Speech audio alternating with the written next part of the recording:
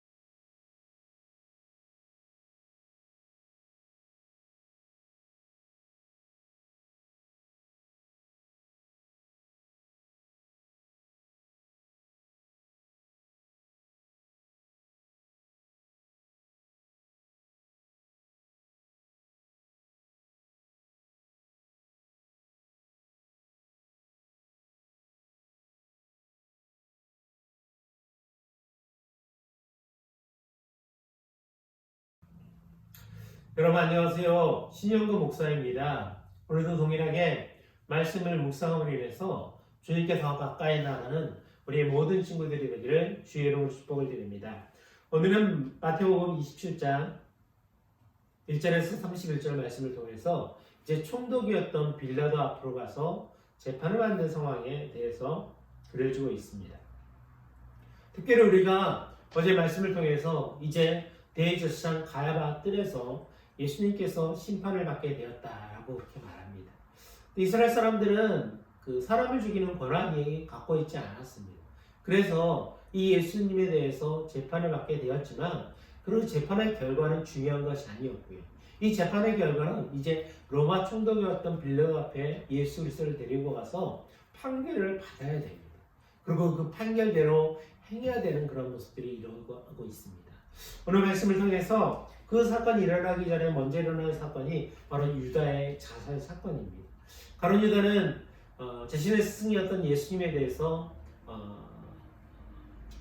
제사장들에게 고발하게 되었고요. 그리고 예수 그리스도를 붙잡히게 되는 상황이 벌어지게 되었습니다.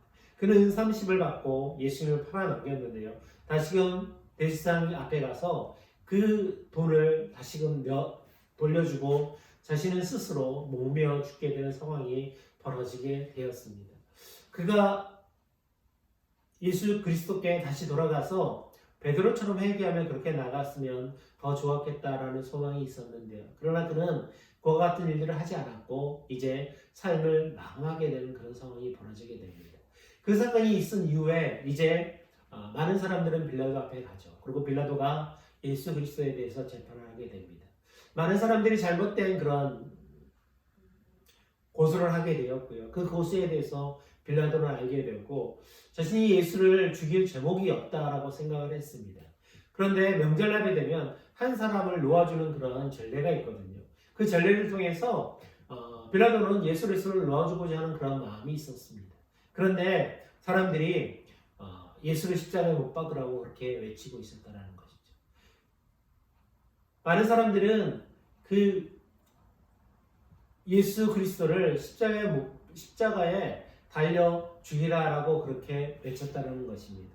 오늘 말씀을 통해서 보면 이 빌라도는 그 사건을 통해서 이 바라바라는 흉악한 죄수 그런 사람을 죽이는 그런 사람을 놓아줄 것이냐 아니면 예수를 놓아줄 것이냐라고 이야기했을 때 많은 사람들이 예수를 놓아주지 말라고 그렇게 고백을 합니다. 그리고 십자가에 매달으라고 그렇게 말하게 됩니다. 사람들이 많은 그런 반응을 통해서 이제 빌라도는 자신이 그 자리에서 손을 씻으면서 예수가 죽게 된 것에 대해서 나는 아무런 혐의도 갖고 있지 않다라고 그렇게 고백하면서 이제 사람들에게 예수 그리스도를 넘겨주게 되는 상황이 벌어지고 있습니다. 그럼 결론적으로 예수님께서 십자가 달려 돌아가시게 되는 그런 상황이 오늘 말씀을 통해서 우리에게 말하고 있습니다. 어찌 보면 빌라도가 아무런 잘못이 없다라고 볼 수도 있지만 그러나 결론적인 부분들은 사람들을 의식해서 그 지역에 있는 사람들을 의식해서 하지 말아야 될 일들을 빌라도는 행했다라는 것을 우리는 보게 된다는 것입니다. 오늘 말씀 묵상을 통해서 우리가 한번 생각해 볼 수 있는 것은 우리도 동일하게 환경과 상황 가운데 하나님께서 원하시는 모습대로 살지 못할 때가 너무나 많다는 것입니다. 환경 때문에 하나님을 예배하지 못할 때도 있고요. 환경 때문에 말씀을 읽지 못하는 그런 상황도 있을 때가 있다는 것입니다. 그러나 그 환경을 주관하고 주장하시는 그리고 그 환경과 함께 하시는 하나님을 믿는 믿음을 통해서 우리가 결단하며 나아가야 되는데 그렇지 못할 때가 너무나 많다는 것입니다. 우리 이 말씀을 통해서 우리가 상황을 이기시고 함께 하시는 주님을 발견할 수 있는 우리 친구들이 되기 원합니다. 그리고 그 말씀을 통해서 우리에게 말씀하시는 하나님을 더 기억하며 나아갈 수 있는 우리 중고등부 친구들이 되기를 바랍니다. 제가 기도하도록 하겠습니다. 사랑하리라 충만하신 하나님, 하나님께서 우리 가운데 은혜를 주시고 날마다 주의 말씀 가운데 기도하며 살아갈 수 있는 친구들이 되게 하여 주옵소서. 예수 그리스도께서 이 땅 가운데 심판을 받으시고 그리고 이제 십자가 달려 돌아가시게 되는 상황 가운데 어찌 보면 빌라도가 자신의 선택에 대해서 자신의 아무런 잘못이 없다라고 고백하며 많은 사람들 앞에 손을 씻는 그런 모습들을 하게 됩니다. 그것을 통해서 그가 잘못이 없는가라는 부분에 대해서 우리가 생각할 수 있는 시간들이 되기 원합니다. 우리도 동일하게 환경과 상황 때문에 믿음이 아닌다는 것을 선택하고 행동할 때가 참으로 많습니다. 그러나 그것조차도 우리의 선택이라는 것을 우리가 기억해 주시고 그 선택을 통해서 우리가 바른 하나님을 경험하며 나아가는 우리의 모든 중고등부가 되게 주님 인도하여 주옵소서. 주님께서 함께 하심 있사오며 예수님의 이름으로 기도합니다. 아멘.